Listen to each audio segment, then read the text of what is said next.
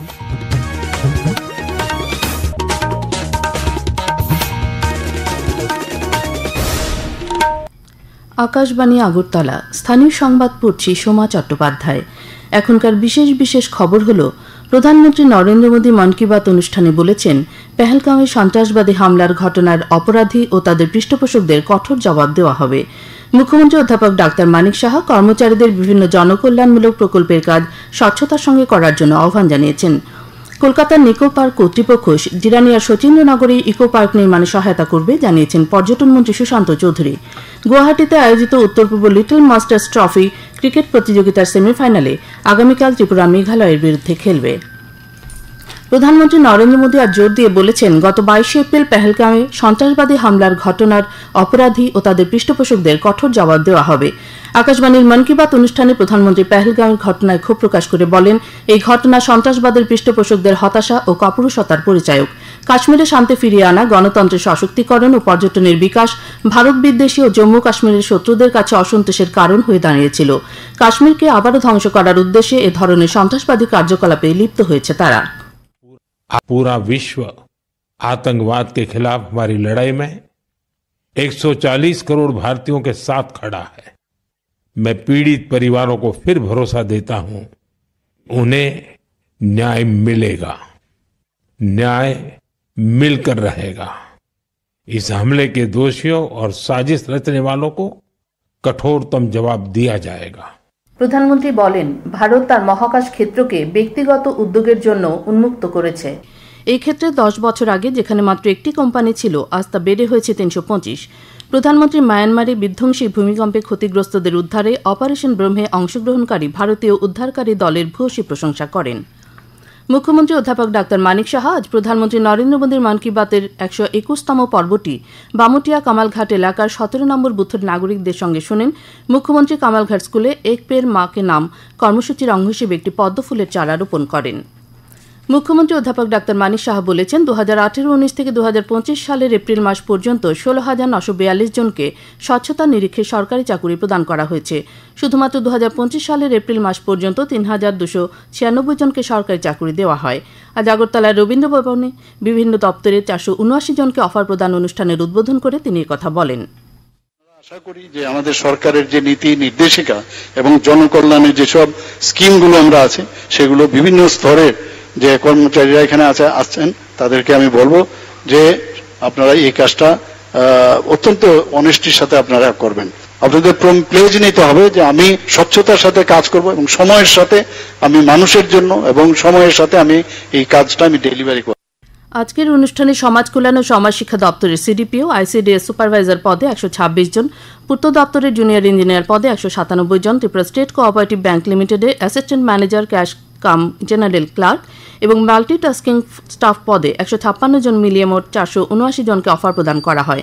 অনুষ্ঠানে উপস্থিত ছিলেন সমাজ কল্যাণ ও সমাজ শিক্ষা দপ্তরের মন্ত্রী টিঙ্কু রায়, সমবায় মন্ত্রী শুক্লাচরণ নোয়াতিয়া, বিধায়ক কিশোর বর্মন, রাজ্য সরকারের মুখ্য সচিব জে.কে. সিনহা সহ অন্যান্যরা। পর্যটন মন্ত্রী সুশান্ত চৌধুরী আজ কলকাতায় জিরানিয়ার শচীন্দ্রনগর কলোনিতে অত্যাধুনিক একটি ইকো পার্ক নির্মাণের বিষয়ে নিকো পার্কের ম্যানেজিং কমিটির উচ্চপদস্থ কর্মকর্তাদের সঙ্গে বৈঠকে মিলিত হন। রাজ্য পর্যটন দপ্তরের অধিকর্তা প্রশান্ত বাদল নেগিও বৈঠকে উপস্থিত ছিলেন। নিকো পার্কের কর্মকর্তারা জিরানিয়ার শচীন্দ্রনগরে পার্কটি নির্মাণ ও সজ্জিত করার জন্য পর্যটন বিভাগকে সম্ভাব্য সকল সহায়তা করার আশ্বাস দিয়েছেন।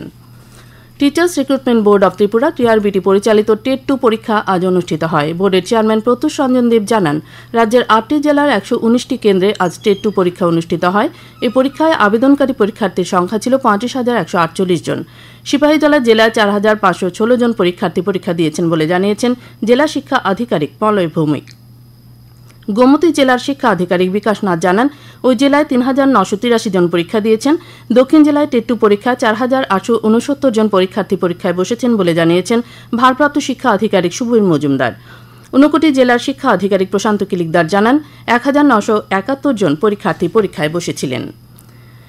বিদ্যালয় শিক্ষা দপ্তর সিপাহীজলা জেলার 23টি বিদ্যালয়ের 18 জন প্রধান শিক্ষক ও শিক্ষকের বিরুদ্ধে শোকজ নোটিশ জারির সিদ্ধান্ত নিয়েছে। তাছাড়া 10 জন শিক্ষকের বেতন সাময়িকভাবে স্থগিত রাখার সিদ্ধান্ত নিয়েছে। বিদ্যালয় শিক্ষা অধিকর্তার নেতৃত্বে গতকাল সিপাহীজলা জেলার 23টি বিদ্যালয়ে আকস্মিক পরিদর্শন করা হয়। পরিদর্শনকালে কর্তব্যে গাফিলতির দায়ে সংশ্লিষ্ট শিক্ষকদের চিহ্নিত করা হয়। সরকারি সূত্রে আজ এ খবর জানা গেছে। এসএফআই এর রাজ্য সম্মেলনকে কেন্দ্র করে আজ কৈলাসহরের ঊনকোটি কলাক্ষেত্রে প্রস্তুতি বৈঠক অনুষ্ঠিত হয়। উপস্থিত ছিলেন বিরোধী দলনেতা জিতেন্দ্র চৌধুরী, প্রাক্তন শিক্ষামন্ত্রী তপন চক্রবর্তী, এসএফআই এর রাজ্য সভাপতি সুলেমান আলী প্রমুখ। উল্লেখ্য, আগামী 3 ও 4 জুন এসএফআই এর 21তম রাজ্য সম্মেলন কৈলাসহরে অনুষ্ঠিত হবে। ত্রিপুরা আর্ট সোসাইটির উদ্যোগে আজ কুমারঘাটের গীতাঞ্জলি অডিটোরিয়ামে সম্বর্ধনা পুরস্কার বিতরণী অনুষ্ঠানের আয়োজন করা হয়। উদ্বোধন করেন বিধায়ক ভগবান চন্দ্র দাস। উপস্থিত ছিলেন ঊনকোটি জেলা পরিষদের সভাধিপতি অমলেন্দু দাস প্রমুখ। অনুষ্ঠানে কয়েকজন প্রয়াত চিত্রশিল্পীর পরিবারকে সম্বর্ধনা জ্ঞাপন এবং বিভিন্ন সময়ে অঙ্কন প্রতিযোগিতার বিজয়ীদের পুরস্কৃত করা হয়। খোয়াই চেয়ারম্যান নাকা পয়েন্টে আজ একটি গাড়িতে তল্লাশি চালিয়ে 3 জন বাংলাদেশিকে গ্রেপ্তার করেছে পুলিশ। এদের মধ্যে একটি শিশু ও একজন মহিলাও রয়েছে। সিপাহীজলা জেলার সোনামুড়ার পিএম শ্রী এনসি ইনস্টিটিউশন ও সোনামুড়া দ্বাদশ শ্রেণী বালিকা বিদ্যালয়ের চুরিকাণ্ডে গত 2 দিনে মোট 6 জন অভিযুক্তকে গ্রেপ্তার করতে সক্ষম হয়েছে সোনামুড়া থানার পুলিশ। গত বৃহস্পতিবার একই রাতে 2টি বিদ্যালয় থেকে চোরের দল নগদ অর্থ সহ বিভিন্ন জিনিসপত্র নিয়ে যায়। চুরি যাওয়া কিছু জিনিসপত্র উদ্ধার করেছে পুলিশ। খেলার খবর। প্রথমবারের মতো গুয়াহাটিতে আয়োজিত উত্তর পূর্ব লিটল মাস্টার ট্রফি ক্রিকেট প্রতিযোগিতার সেমিফাইনালে আগামীকাল ত্রিপুরা খেলবে মেঘালয়ের বিরুদ্ধে। গুয়াহাটির আসাম ক্রিকেট অ্যাসোসিয়েশনের ক্রিকেট একাডেমি মাঠে সীমিত ওভারের এই ম্যাচটি হবে। টিসিএ পরিচালিত মহিলাদের আমন্ত্রণমূলক সিনিয়র টি20 ক্রিকেটের আসর আগামী 29 এপ্রিল থেকে শুরু হচ্ছে। আসরে মোট 15টি দল অংশ নেবে। 3টি গ্রুপে লড়াইয়ের পর নকআউট পদ্ধতিতে আসরের খেতাবের বিষয়টি ফয়সালা হবে। আবহাওয়া। রাজ্যের আকাশ আগামী 24 ঘন্টা সাধারণত মেঘাচ্ছন্ন থাকবে। তাপমাত্রা সর্বোচ্চ 32 ডিগ্রি সেলসিয়াস এবং সর্বনিম্ন 23 ডিগ্রি সেলসিয়াসের কাছাকাছি থাকবে।